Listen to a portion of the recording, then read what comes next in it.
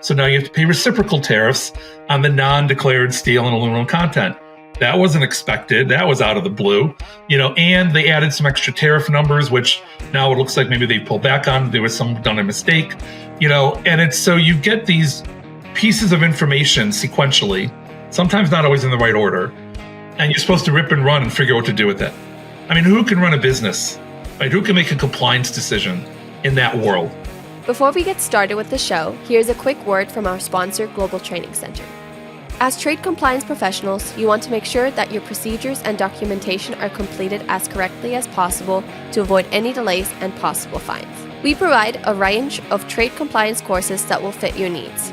From in-person or web training to recorded on-demand courses, we can train one or even thousands on your team through your learning platform or on our portal. We can even customize a private session for your team.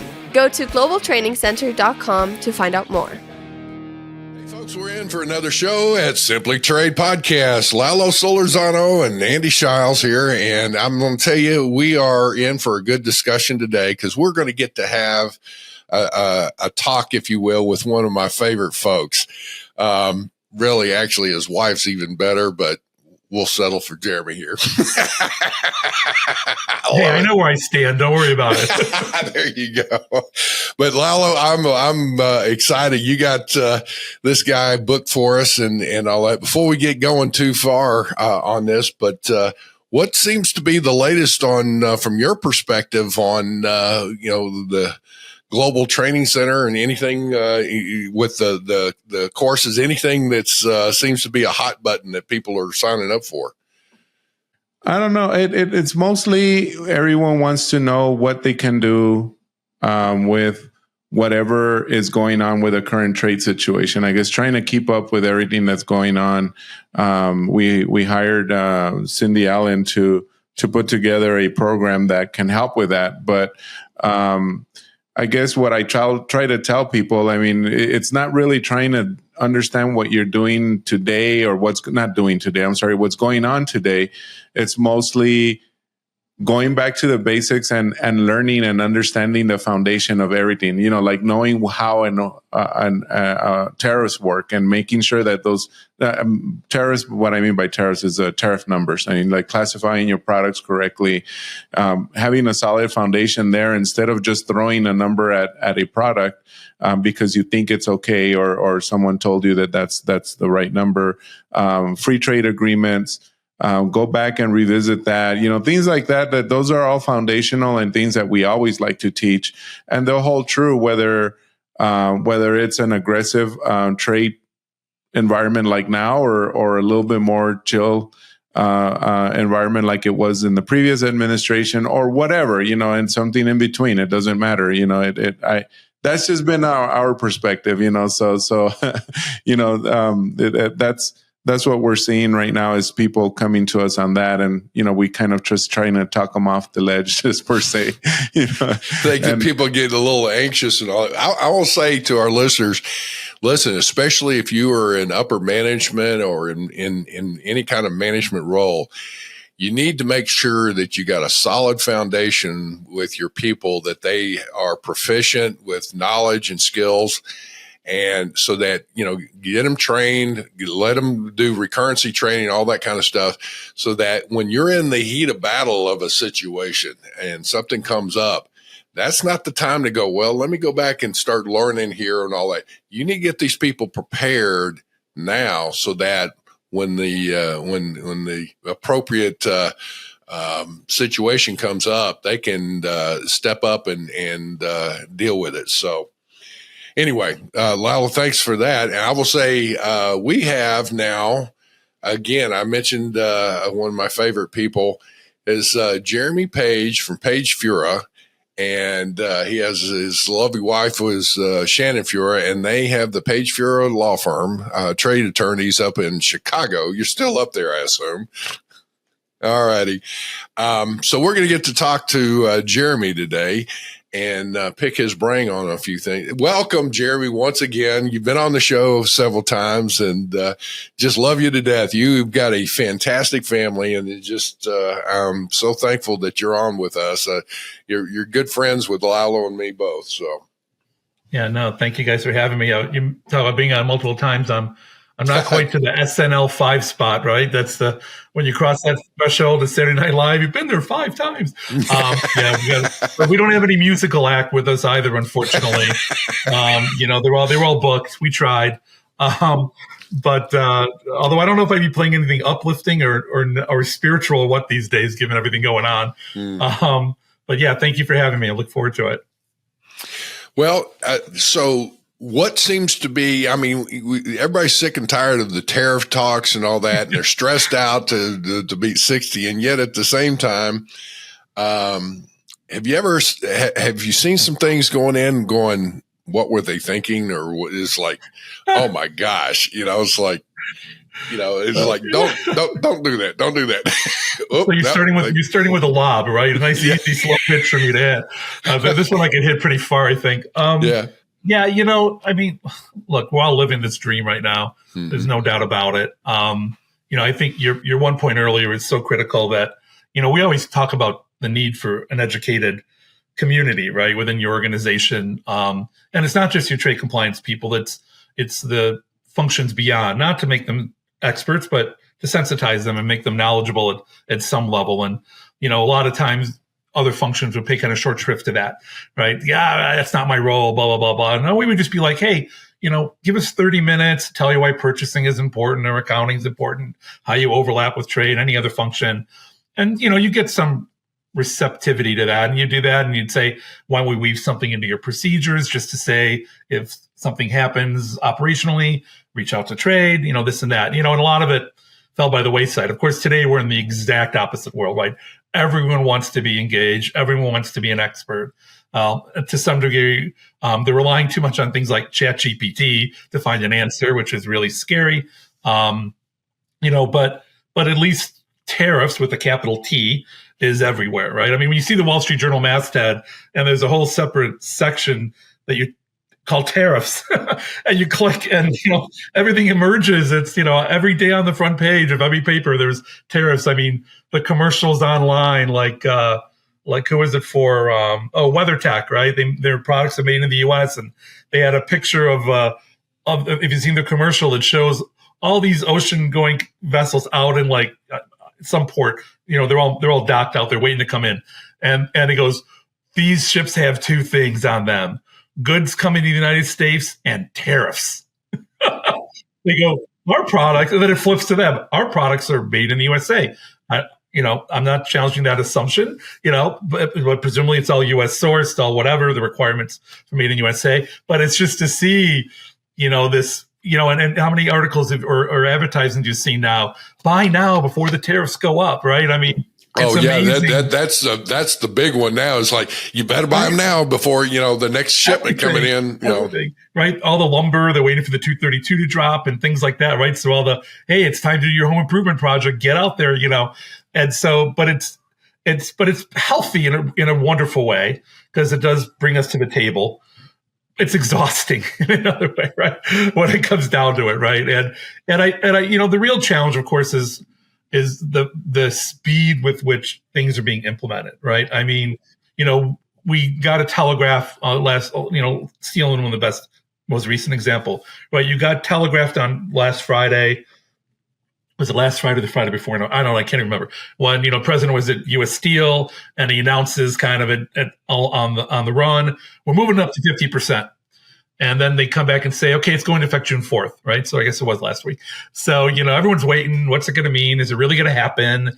Nothing, everyone's refreshing the White House's website over and over, looking at Sun Truth Social or whatever else you follow as your medium of choice. And it hits like 5 o'clock at night. Out comes the announcement.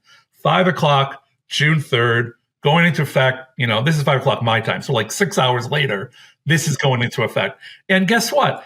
It wasn't just the 50%, but now we're going to change the rules on content. So now you have to pay reciprocal tariffs on the non-declared steel and aluminum content.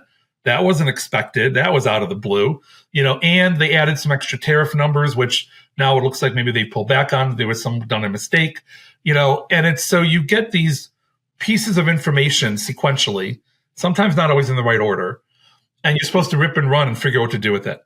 I mean, who can run a business right? Who can make a compliance decision in that world?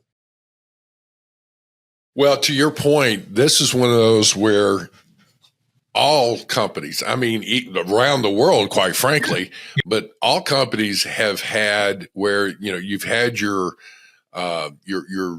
objectives set for the year. You've had your budget set for the year.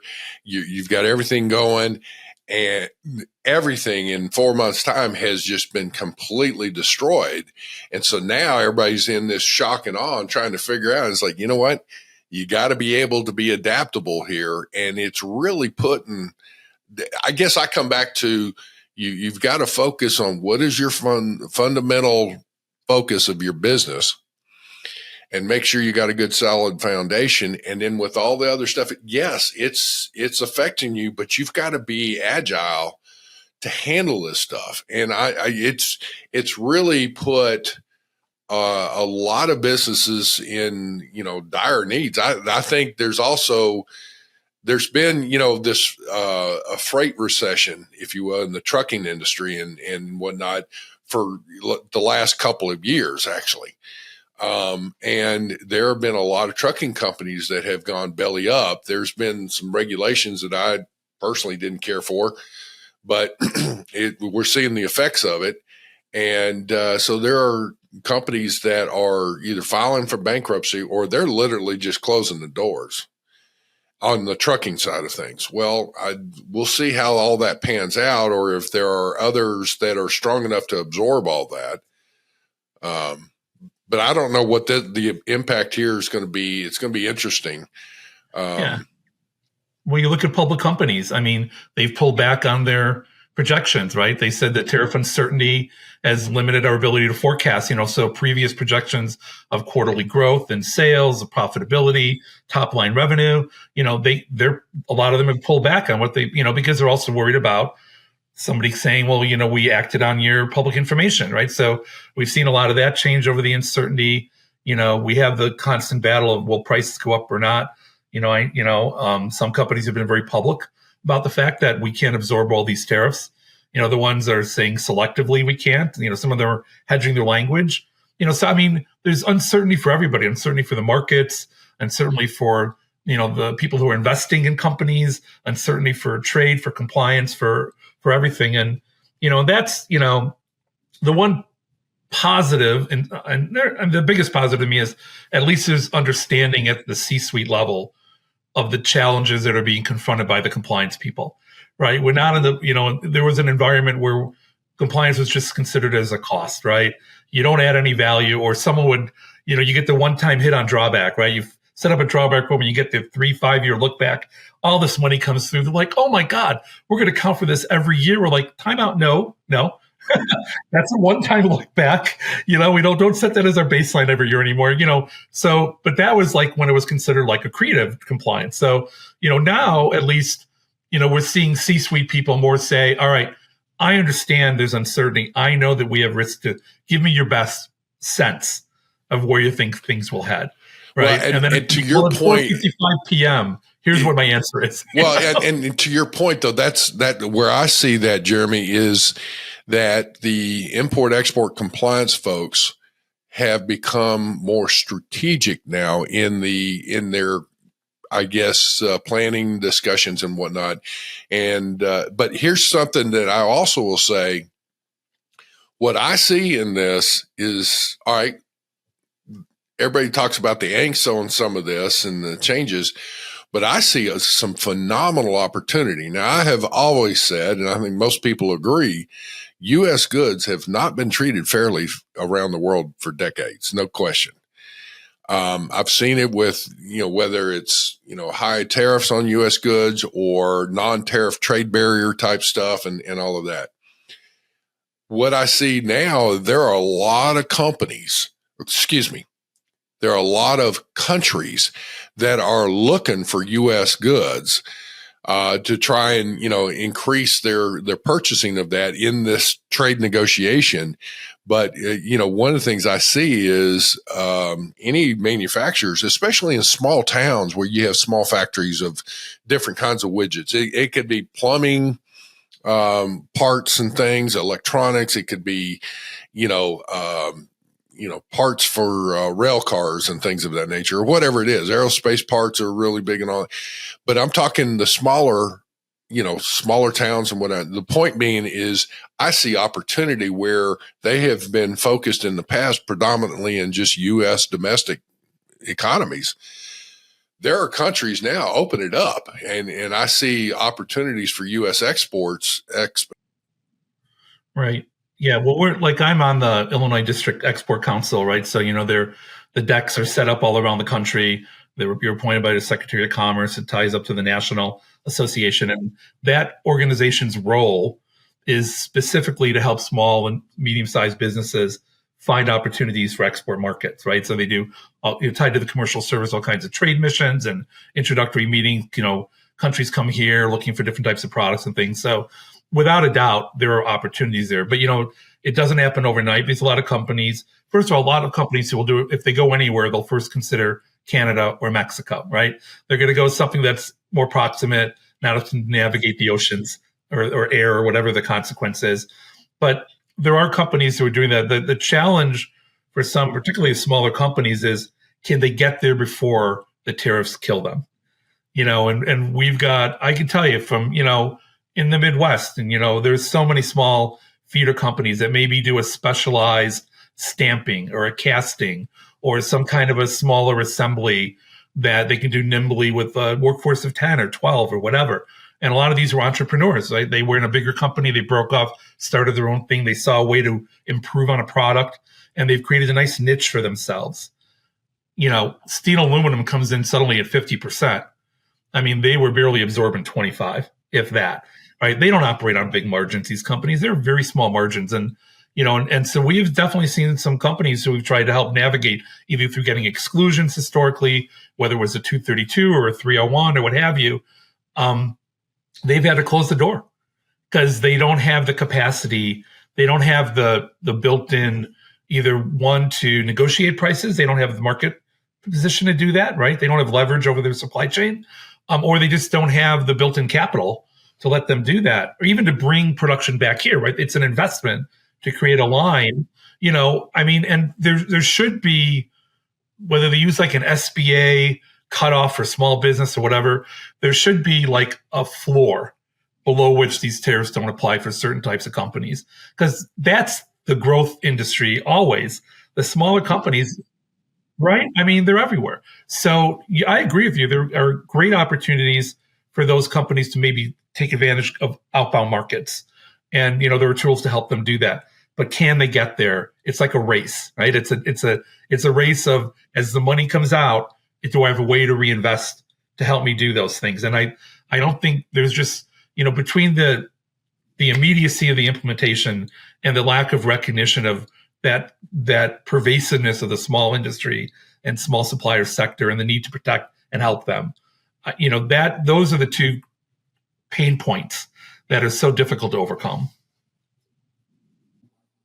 No, I was going to say, Jeremy, recently we had a guest on our show, and I guess I can ask you this way. Have you seen, or do you feel that some of these, whether they're small or large companies, it doesn't matter, have they been getting, I guess, let's just use the word creative, and bringing in their products? Because the reason I ask is because this guest made a point at how the Department of Justice has now made customs fraud their number 2 enforcement that they're going after, which obviously that means that they're seeing a lot more uptick on that, or they perceive, I guess, an uptick on that because of tariffs, et cetera.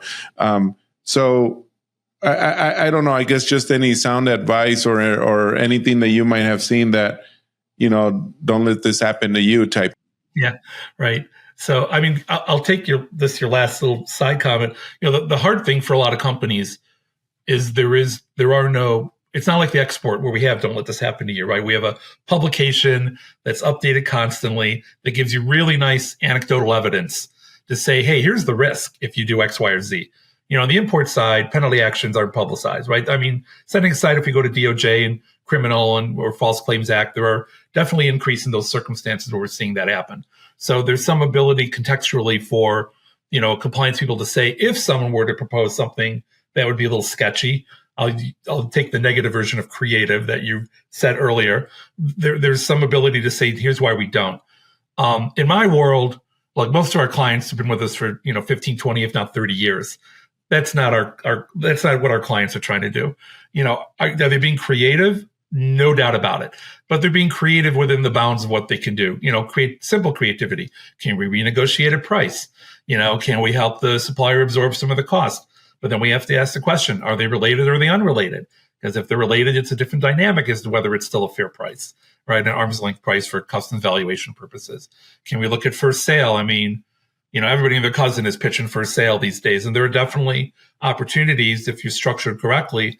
But, we're having companies say, well, I want to do first sale. And we're like, well, who's your supplier? Oh, we buy from XYZ in Wyoming. I'm like, okay, well, buying from XYZ in Wyoming is not a first sale opportunity. Maybe whoever they're buying from, we're like, well, let me explain first sale. It's a little different than what you seem to think, or, creating an agency structure. There's been a lot of things posted as well. And I, just as an aside, people should be very leery of a lot of things that are being posted on different social media sites, because there are a lot of people promising the sun and the moon or not accurately representing legal constraints as a lawyer that exist. And, you don't want to pour good money after bad. You have to be very careful. We do a lot of work in foreign trade zones. So, people are talking about, foreign trade zone, it's a salvation. You can avoid paying the tariffs, blah, blah, blah. Well, the way they've structured these executive orders is if you're distributing, maybe depends who you're distributing to. If you're manufacturing, not if you're coming into the US, Canada, or Mexico, you're not going to save those tariffs because you have to assign a certain status, privileged foreign, to materials when they come into the zone that are subject to these different trade remedies. And so, you can defer without a doubt. But steel and aluminum is heinous. Steel and aluminum, they said, normally if you assign a privileged foreign status to goods coming into a zone admitted, the date they're admitted fixes the date that the tariff applies. Okay. So, but for steel and aluminum, they said, oh no, it's based on when it's withdrawn for consumption. So even though I may have admitted something pre-June 4th, when it would have been 25%, when I withdraw it, like now, it's subject to 50%. It violates the notion of privileged foreign. So you have to be really careful about how zones are being proposed. There are some benefits, but be cautious. And so that's, when you talk about creativity, I think I've seen more creativity from the people pushing services than from the companies doing something. And that's the creativity that is not necessarily the positive creativity. And I think you have to be very jaundiced. We talk about C-suite or other functional areas becoming more knowledgeable or interested. We've seen clients where, maybe a purchasing function said, hey, I saw something online and blah, blah, blah, we should be doing this. And you're like, hold off. And sometimes they start running without going to the compliance people. And so we've had compliance people that are suddenly brought into a meeting and it's already run halfway down the hill. And they're like, I hate to be the wet blanket, but this is not going to work for us. So that's the creativity we're seeing. Right there, that folks, literally listen to what Jeremy just said, is that, don't use your compliance people and bring them in at the 9th hour. Bring them in at the very front end. Because that's like you're going to bring them in way on down. There's a lot of money and effort and everything's going down the road to say, oh, this project's going to work. We can source here and all that, and money spent. And all of a sudden the compliance people come in and they're put in a bad situation going, this won't work. And they're like, oh, you always say no, whatever.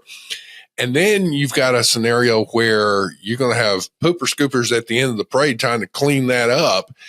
And it's like, bring them in on the front end and feed the beast, not clean up after it. And it's like, you'll have a positive scenario here. So bring these people in for a strategic planning session here with that. That is great, Jeremy. Yeah. We have clients who set up trade task force, whatever you want to call it, and compliance is a seat at the table. That to me is one of the best things you can do. Multifunctional, weekly meetings, whatever, however frequent you think you need to do it. But because these things change so quickly, weekly's not a bad idea, right? Because you have to have time to get traction to make something happen. The most dangerous thing is when there's a number thrown out. Here's how much we're going to save. And it lands on finance, the CFO's desk. Because now they're starting to think, because that's the way they think. They're thinking about numbers, right? I get it. Nothing wrong with the way they're thinking. But then you got to say, wait, we just had a client who had already had all this internal discussion and said, oh, we're going to save $4 million because of the retroactive application of stacking. And so now we don't have to pay these multiple tariffs because, it's one or the other, has, based on the first set of stacking rules, not the revisions, another thing that came out of June 4th. And I had to go back to them and say, that's great, but the window you're talking about, auto tariffs weren't in effect. Oh. I go, but it said it relates back to March 4th or March 12th or one of the many dates that's been out there. And I'm like, yeah, but the auto tariffs didn't go into effect until April. Oh, so they were looking at it in isolation, the phrase, and you guys said it earlier. It's if you look at the 232 steel, if you go back and look at the most recent proclamation, the legacy is 2018. And all of that is in there, right? They go through all these iterations. Then we did this, then we did that, then we excluded South Korea or the EU, Mexico and Canada, and then we changed it again, And so a lot of people see the most recent proclamation and they'll be like, oh, this is what we can do. I go, whoa. The other stuff's still out there. You have to build your whole base all the way up, unless they point blank say this overrides or this, in some cases, there are some changes like that, like the stacking, right? No, that's not how we're doing it. We're changing it to this order, but unless they definitively say those other EOs don't apply, if they're giving you that legacy, that's still the backbone that you have to worry about. And you have to build on that, which is all the more reason, to your point, Andy, you need people who've lived and breathed this dream, maybe not from day one, but long enough to have become educated on how we got here, the different twists and turns along the way that get us to where we are. That's the thing, though, is that you're building a network. We keep talking about, and that part of our show here is to hopefully challenge people to, all right, let me think outside the box here a little bit, or, let me look at something here and let me call some of the compliance people, or let me go down to their office and see what they're faced with and all that. But as you're going through that, develop that relationship and just have roundtable discussions. And from that is, if you include those folks in there, a lot of times the sourcing people can hear is like, hey, I've got a great line on, Vietnam right here and all that. It's like, yeah, but you better make sure that the content is not just China and it's being shipped there and then assembled, because you're going to have the same problem. Oh, I hadn't thought about that. It was like, let's look at a different continent. Let's look at different things here. And I think it would be worthwhile to, to have that and have the C-suite. Literally, how many times have, C-suite people been with the compliance? But here's one thing too. Compliance people, transportation, logistics, don't bore these people with all kinds of minutia detail. They don't have time for that. That's probably part of the reason why they never come around, because you're just like, oh, right. God, Anyway. No, but you're right. But, origin is such an essential element here. Lala, you talked about, idea of transshipment, stuff that comes across, and the same thing about, what are you doing where? And there's no doubt that I think the government will look initially to next door neighbors, like to China, for example, right? They already were, right? 301. It's funny. We don't even talk. Isn't it funny? We don't even talk about 301. It's just out there now, right? When we talk about all these trade remedies, it's like, oh, by the way, there's also the 301 that still applies, right?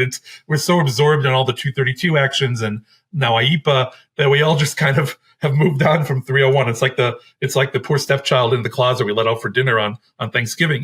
It's like, it's sort of there, but no one talks about it yet. It's a big hit already, right? So we grew up with that one, but it's so even through 301, obviously there was a lot of effort to resource, right? How much do I have to move to be enough so I can stay in China, but I can call it Vietnamese, or I can call it, or the biggest of all, Mexico, right? A lot of relocation to Mexico, and And it's no different for these tariffs as well, right? You still have to be worried about those same dynamics. And, but the rules here are more nuanced. Like, it's based on what's called like the product of, which may not necessarily be, like USMCA. It could be just substantial transformation.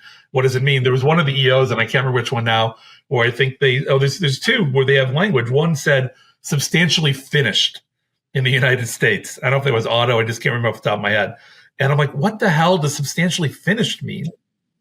So I actually wrote to Trade Remedies, which has been great. If you follow their FAQs, they do a really nice job of trying to update, although, they weren't ready, and who could blame them? No one was ready for the change in the reciprocal on non-steel content. So I haven't checked the FAQs the last couple of days. Maybe they've updated by now, but it still said on theirs that you don't pay, anything else if you paid on the content. But I wrote that to them. I go, what does that mean? And wasn't in the room with them, so don't get me wrong. They didn't answer it, but my guess is they're like, we don't know what it means either, because it's not illegal. I mean, is it supposed to be substantially transformed? I mean, there's also one about for auto, like final assembly. Well, what's enough to be final assembly, right? To change the rule and how the rules apply in the auto world. These terms, we finally had to define what subject to means, right? That was a big issue, right? There was a lot of debate that if I have a tariff that ostensibly applies, but I don't pay it because I meet one of the exclusions, am I still subject to it, but I'm excluded? But to start with, I would have been subject to it. And there was some interpretation that said yes, because it's like export, catch and release, right? I'm in, but I'm out. But the government, we thought a different perspective that, well, to be subject to, you must pay it. And that's where the government ultimately landed. So, again, different guidance from different people, but the lack of specific guidance from the government, because there was language that was in the EOs that got carried over to the Federal Register notice that made its way into CSMS, which wasn't interpretive, right? It was more implementing, and that's, that's the thing. Like, you've got to wait till, it's so hard because you're expected to make a decision at 12:01 a.m. Eastern, yet we don't have the information we need to make an educated decision. And, our concern, and this goes back to your fraud comment as well, is how is the government going to perceive, for how long of a window will they perhaps perceive an action taken by an importer as a lack of guidance or information that they could intelligently act on, right? I mean, Andy, you're old like me. We got this MOD Act, right? What happened with the MOD Act? We had this whole period of informed compliance, right? And it was lengthy. It depended upon the change. And then they let you know, now we're switching to enforced compliance. But there was a period of time where everyone was allowed to grow, to make mistakes. It wasn't an enforcement-oriented event because there wasn't enough information or guidance, the shared responsibility that we don't seem to have exist anymore, that allowed us to grow into these legal changes. Well, if you read the EOs, they're like, go after them immediately. Enforcement, right? The whole mindset is very enforcement-oriented. So, but if I don't have something that defines a term, all I can do is my best sense of what I think it means. I go back to subject to. Both interpretations reasonable, right, at that time, right? So if someone didn't pay it, you're going to say, oh, you didn't apply the stacking rules correctly or whatever. Well, you didn't tell us. I mean, what are we supposed to do? We did what we thought was reasonable care, which, of course, the government could have a very different definition of that. But why should I be, and I haven't seen it happen yet, and hopefully it won't, anybody get penalized because the rules weren't clear, right? To me, that's the ultimate defense. Well, but to your point, here's it's like there's a lot of question marks on this. The government's moving very fast. They're upping the game as far as the enforcement. So instead of informed compliance, it's now enforced compliance, and with that, there's also, from what we've been told, is that fraud investigations are like one of the top issues for the government. Well, in that, now it's becoming criminal. Right. But that requires intent, right? But, criminal intent is very different than civil fraud, right? It's a very different standard, right? And that's why usually you'll see, like, before the government moves, if they say they want to think something was fraudulent from a civil 592 perspective, they will defer doing anything until they go to DOJ first and say, hey, do you want to prosecute this criminally? Because they don't want to compromise the evidentiary standards, the way to collect information, to taint the evidence that's collected, because, they have to follow certain, protocols in terms of how they get information and what have you. So they'll pull back until like DOJ will say, no, we decline prosecution. And then they move on to the civil perspective, right? So I agree. Like, we've seen a massive increase in False Claims Act. There have been some big dollar collections over the last, 10 years that I think have increased people's interest in coming forward and, doing a key tam action or whatever. The government may take it over or not and, pursue recovery of tariffs. And, if you're a, to use lack of a better term, a whistleblower, you get it, you benefit in the recovery. Customs has their e-allegation website, right? Which they now have changed to trade violation. It's some, I can't remember what they called it, but it's the same principle, right? And it actually has different buckets now if you go on their website.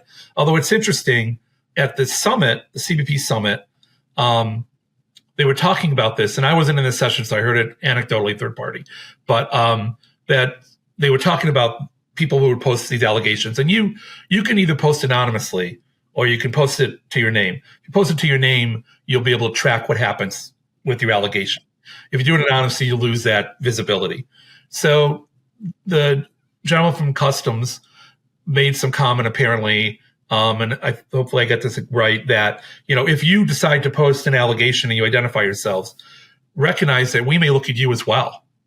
Because, essentially, if you're the one saying it, then we hope your house is in order, right? And then an attorney got up in the audience and said, you're basically giving people no reason to come forward. I was just going to say, they just killed the motivation to say, I see something, there's something not right, but far be it from me, I'm not going to say anything. Right. Or you just do it anonymously, right? I mean, whatever, yeah. See where the chips fall. So, but I think that's part of this challenging enforcement landscape, is there's just such kind of a suspicion. Look, TFTA, Trade Facilitation and Trade Enforcement Act. But, we talk about facilitation as sort of, and even, more recently, Customs is, it's very clear the message is enforcement. It's not so much partnership. It's not so much facilitation. It's a shame because there's a lot of opportunity to do things together. I mean, I feel for Customs because I think they've been sidelined from being at the front line. We talk about, I'll flip it on its head for what we talked about earlier. Trade compliance should be at the table for the organization. Customs needs to be at the table before these EOs are issued. And they're viewed in many ways, I think, more as an implementer than as someone who can add context and devil's advocacy, which is something that's very much lacking right now. You know what? That you're making a great point that I hadn't thought about it, but they're probably, Customs is looked at as an implementer, not necessarily a participator in the discussion.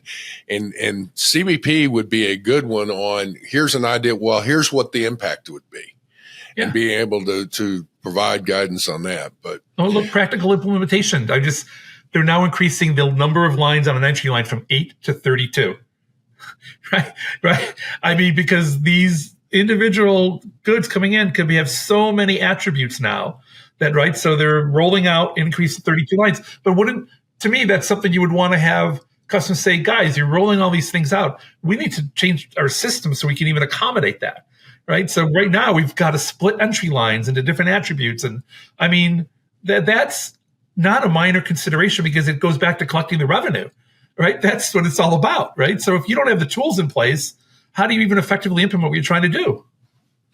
I would hate to think that you're talking about the harmonized tariff numbers. They're talking about moving it from, it's 8 or 10. Actually, I guess it's up to 10 now, isn't it? Now it's going to 32. 32. Yeah, they just announced CSMS that they've been testing it. And I'd heard about that. I personally hadn't read on that, but can you imagine the classification requements, the skill in that to get it down to the right, stack them in the right order? I mean, you have an order, you have priority. I saw someone posted, a broker on the southern border said there was an entry they made, and last year it required eight like elements, 8 lines to it, the eight stack. Mm-hmm. They go, this year, the exact same thing required us to have 23 different identifiers. I mean, see how much more time it takes, cost, everything. whoever put that forward has got to be somebody that must be, first off, they're not in the trade. They don't have any experience. They got to be straight out of school and into statistics and all that. The problem with that is, in reality, that's going to significantly slow down the entry process, complicated by exponentially. And then thirdly, it's going to be a case where just about any way you go, can you imagine the misclassification, or what the government said, we classified it this way, they're going to try a different way? Goodness. No, it's a nightmare for everyone. To me, that's one of the, if I go anecdotal, I mean, and then to do an audit.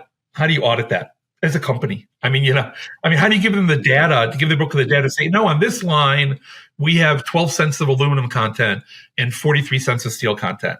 So make sure you break, and you have to identify both, right? Oh, no, I'm sorry. And we have aluminum content from 3 different countries. So it's 12 cents here, 6 cents there, 4 cents there. Oh, and here's the countries of smelt and cast. Oh, and by the way, here's the melt and pour for steel. I mean, the complexity of an entry, it's not like the old days where you can do a database, right? We had a database, right? Part number, classification, right? Duty rate. It was pretty simple, right? If you had 301, you could bump it. You could figure that out if it was China, the good old days, right? Now, I don't think you can construct a database that it would be reliable and consistent, because you'd be updating it so frequently. And then your supplier, your purchasing guys will come in, as they should. We have a chance to resource. We can buy this part now from Serbia instead of from China. Okay, well, where's the steel coming from? I don't know. The supplier's giving us a finished part. We need to know where the steel's coming from. Is there any aluminum? Where's the aluminum coming from?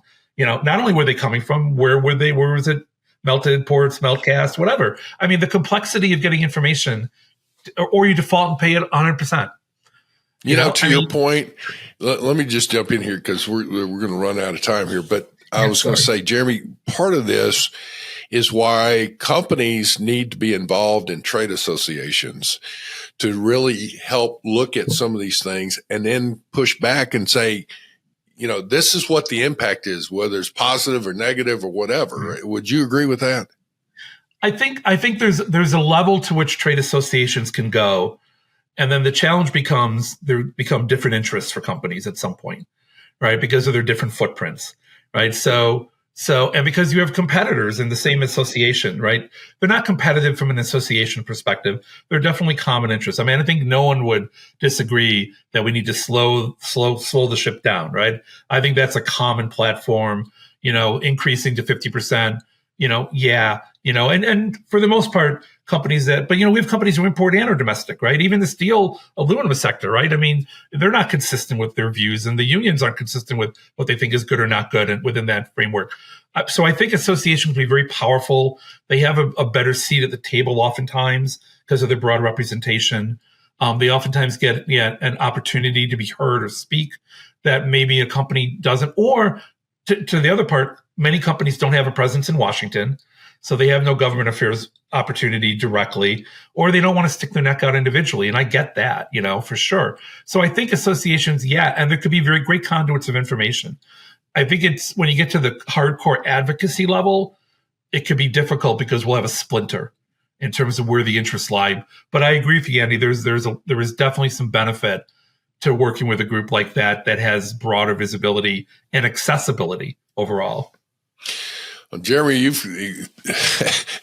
you've covered a whole lot of stuff. It's like I'm going to have to play this one back and to digest so much. Folks, I'm going to tell you, Jeremy, and we'll have his contact information with the show notes here. But if you've got a question, man, this is one of the firms that you need to reach out to say, should I, would I, could I, whatever, and on the issues, and especially if you get an inquiry. If you start getting a CF-28, you better don't treat those lightly. That's a customs inquiry onto one of your entries or something. But anyway, any final words of wisdom on how to keep your sanity in the midst of all this? I was going to say, I think you don't forget to invoke your other Chicagoan that got elevated recently, and he can actually bless your shipments and stuff like that for you, right? Yeah, but he's a White Sox fan. I mean, I guess everyone has their flaw. Although I don't know if you saw Lalo. He was at the 2005 World Series. It's so cool. Yeah. He's. But his mom is a Cub fan, so okay. We get it. Okay, I'm still hoping for an audience when we get back to the Vatican at some point. But no, it's super cool. I mean, all Chicago, irrespective of his one flaw, we all have to have one. It's really cool for Chicago. The buzz is still out in the air for sure. I love it. Well, listen, folks, we have really enjoyed the conversation today. I hope you have too. Like us, share us, look at us on LinkedIn. Definitely reach out to Jeremy Page. He's a great guy, and his firm is a phenomenal one. But I love these folks together. They are so smart. It's not even funny. It's just like they are so involved, and they're great to have a conversation with. They'll guide you in the right way. So. Hey, same back at you, Andy. You too, yeah, Jeremy. Seriously, all the best to you and your family, and I hope things are going well. And anyway, have a good one, my friend. Have a good one. You too. Take care. Thank you. Thank you very much for joining us. Simply Trade is brought to you by the generous contributions of Global Training Center. You can follow the show and GTC on LinkedIn or Twitter and other social networks. Make sure you check out the show notes in the description for a full rundown of today's show with all the important links. Also, make sure that you share this with a friend and subscribe on your favorite streaming platform. We really like hearing from you. If you enjoyed the show, make sure to rate and review wherever you listen to this podcast. If you or someone you know would like to be a guest on the show or would like to sponsor Simply Trade or suggest any topic you would like for us to discuss, please contact us via email at simplytrade@globaltrainingcenter.com, or you can DM us on Twitter at simplytradepod. Thank you again for the privilege of your time. Happy trading. Simply Trade is not a law firm or an advisor. The topics and discussions conducted by Simply Trade hosts and guests should not be considered and is not intended to substitute legal advice. You should seek appropriate counsel for your own situations. These conversations and information are directed towards listeners in the United States for informational, educational, and entertainment purposes only and should not be substituted for legal advice. No listener or viewer of this podcast should act or refrain from acting on the basis of information on this podcast without first seeking legal advice from counsel. Information on this podcast may not be up to date depending on the time of publishing and the time of viewership. The content of this posting is provided as is. No representations are made that the content is error-free. The views expressed in or through this podcast are those of the individual speakers, not those of their respective employers or Global Training Center as a whole. All liability with respect to actions taken or not taken based on the contents of this podcast are hereby expressly disclaimed.